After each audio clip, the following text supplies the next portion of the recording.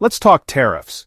They're one of those words you hear tossed around in the news, usually with a lot of drama and finger-pointing. But what are they, really? At their core, tariffs are just taxes placed on goods that come from other countries, imported products that fill our stores and homes. Imagine you've got your eye on a sleek Brazilian coffee maker priced at £50. It's shiny, it's efficient, and you want it for your morning routine. But then, your government decides to slap on a 50% tariff. Suddenly that coffee maker doesn't cost £50 anymore, it jumps to 75. That's a big difference for the same product. And where does that extra £25 go? Straight into the government's pocket, not to the company that made the coffee maker. The whole idea is to make foreign goods more expensive, so you'll be tempted to buy something made closer to home instead. It's supposed to give local businesses a fighting chance. In theory, this protects domestic industries, keeping factories busy and workers employed. It sounds like a win for the home team. But here's the twist. Contrary to what you might hear, it's not Brazil or any other exporting country paying that tariff. The importer pays the tariff, and they're not just going to eat that cost, they pass it right along to you, the shopper, by raising the price. So when politicians claim, we're making China pay, what they're really doing is making you pay more for Chinese goods, or anything else that's imported. Sure, the foreign country might lose some sales, but you're the one who feels the sting of higher prices first, right at the checkout. And it rarely stops there. When one country imposes tariffs, the other often retaliates with tariffs of their own, targeting different products. This back and forth is what we call a trade war. Both sides keep raising tariffs, and soon everyone is paying more, with no real winners in sight. Prices rise, international relationships get strained, and the global economy takes a hit. Businesses struggle, and uncertainty spreads. It's less a clever economic strategy and more like two kids in a sandbox, throwing sand at each other until everyone's miserable and the game is ruined. Tariffs are supposed to help local businesses, but in reality, they often just make life more expensive for everyone. Families, small businesses, and even the industries they're meant to protect. The real losers? Ordinary people, caught in the crossfire of political games and economic battles they never signed up for. So next time you hear the word tariff, think about what it really means. Higher prices, more tension between countries, and a global headache that lands right in your shopping cart. It's a tool that's easy to misuse, and the fallout lands right in your shopping basket, shrinking what you can afford. In the end, tariffs aren't really about punishing rivals. More often, they're about making your neighbors and you pay for problems that politicians can't solve any other way. And that's the messy, complicated reality behind the headlines, one that affects us all, whether we realize it or not. Fast forward to July 2025. The world is about to witness a seismic shift in global trade dynamics. President Trump, never shy about tariffs, drops a bombshell, a 50% tariff on all Brazilian imports, effective August 1st. The announcement sends shockwaves through the global market. No warning, no negotiation, just a sudden announcement on Truth Social. Businesses and diplomats scramble to make sense of the new reality, trying to mitigate the impending economic impact. Then on July 30th, he targets India, a 25% tariff on all Indian imports, also starting August 1st. The timing is deliberate, leaving little room for maneuver. And if that's not enough, he threatens up to 100% tariffs on any country, including Brazil and India, that keeps trading with Russia, giving the world just over a week to comply. The geopolitical stakes are raised dramatically. This isn't careful policy. It's economic shock and awe. The markets react violently, with stocks plummeting and investors panicking. For Brazil, the news hits on July 9th. The country is left reeling, with businesses scrambling to adjust their strategies. For India, just 2 days' notice. The abruptness of the announcement leaves little time for preparation, causing widespread concern. Global supply chains, planned months in advance, are thrown into chaos. The ripple effects are felt across industries and continents. These aren't minor tweaks. These are sledgehammer moves, affecting everything from coffee and beef to steel and tech. The economic landscape is being reshaped in real time. The message is clear. America's trade policy can change overnight, and the world has to keep up. The unpredictability adds a new layer of complexity to international relations. It's a bold, unpredictable strategy, one that leaves allies and rivals alike on edge. The diplomatic fallout is immediate, with urgent meetings and frantic calls for clarity. The scale and speed of these tariffs are unprecedented, and the fallout is immediate. Economies are left scrambling to adapt to the new trade landscape.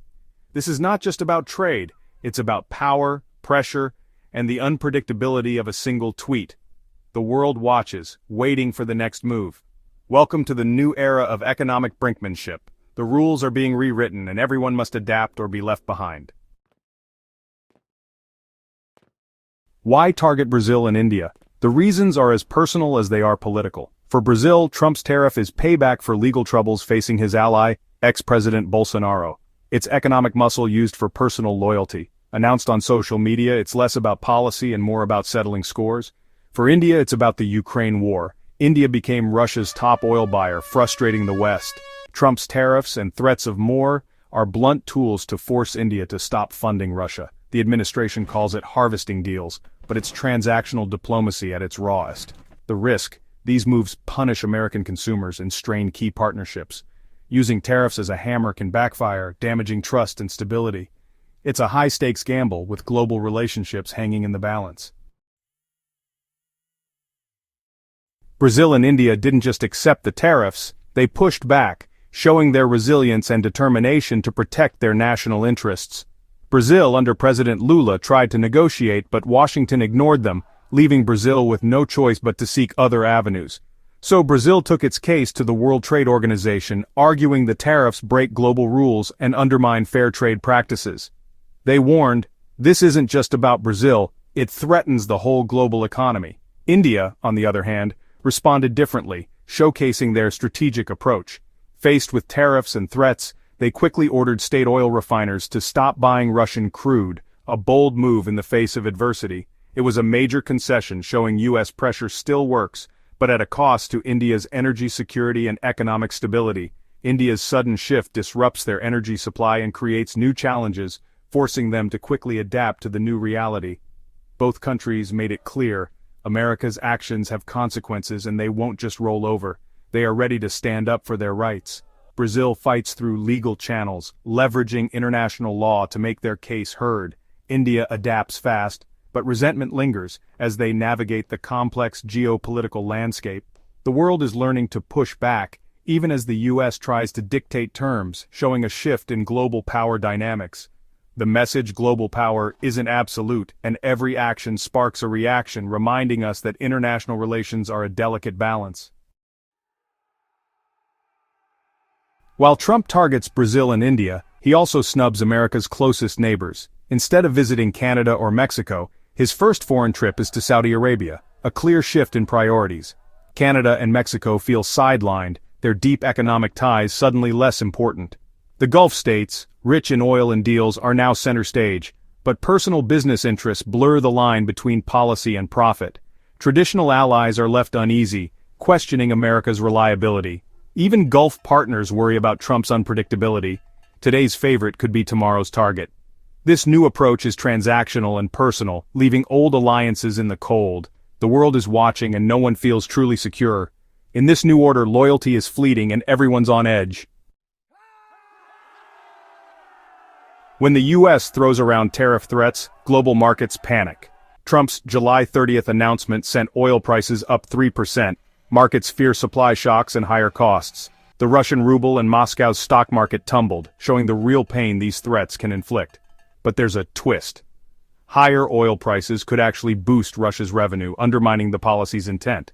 Tariffs are a blunt tool. Sometimes the cure is worse than the disease. This volatility worries everyone. The global economy is interconnected and tariffs throw uncertainty into the mix. Businesses can't plan, investors get spooked, and the risk of recession grows. The Trump administration calls it harvesting deals, but most see chaos. Wild swings in oil, currencies and stocks show the world is bracing for more shocks. Tariffs don't just punish rivals, they rattle the entire system. The fallout is global, and the next blow could land anywhere. Tariffs might sound distant, but they hit home, right in your shopping basket. That 50% tariff on Brazil? It means pricier coffee, beef, orange juice, and more at your supermarket. Importers pass the cost to you, not out of malice, but necessity. The same goes for Indian goods, clothes, medicines, tech parts, all get more expensive. These aren't luxuries, they're everyday essentials. Tariffs act as a hidden tax, squeezing family budgets already under pressure. The promise is to protect jobs, but the reality is a higher cost of living for everyone. In the end, it's ordinary people who pay for political games. The diplomatic fallout is just as real as the economic pain. America's unpredictability has shaken its oldest allies, Canada, Mexico, Brazil, India. Decades of trust and shared values are replaced by transactional, one-sided deals. Skipping Canada and Mexico for the Gulf sends a clear message. Old friends are out, new deals are in. Allies feel sidelined, resentful, and less willing to cooperate on big issues. Brazil and India, treated like adversaries, push back through legal and pragmatic means. The rules-based order is under threat, replaced by presidential whims. The result? A global friendship recession, as countries hedge their bets and look elsewhere. America's reputation as a reliable partner is fading fast. So where does this leave us, in a storm of America's making with no clear way out? Will tariffs force Brazil to back down or India to change course for good? Unlikely. The August 8th deadline looms with threats of even harsher tariffs if the Ukraine war drags on. The world waits. Will Trump escalate or step back from the brink? The real damage may be to trust. Once lost, it's hard to regain. Allies are rethinking their reliance on the U.S., building new partnerships and systems. America first could mean America alone, as the world grows more fractured. We could see de-escalation, or a spiral into global recession. For ordinary people, it means more uncertainty, higher prices, and a less stable world. The tariff tango continues, and everyone's left wondering when the music will finally stop.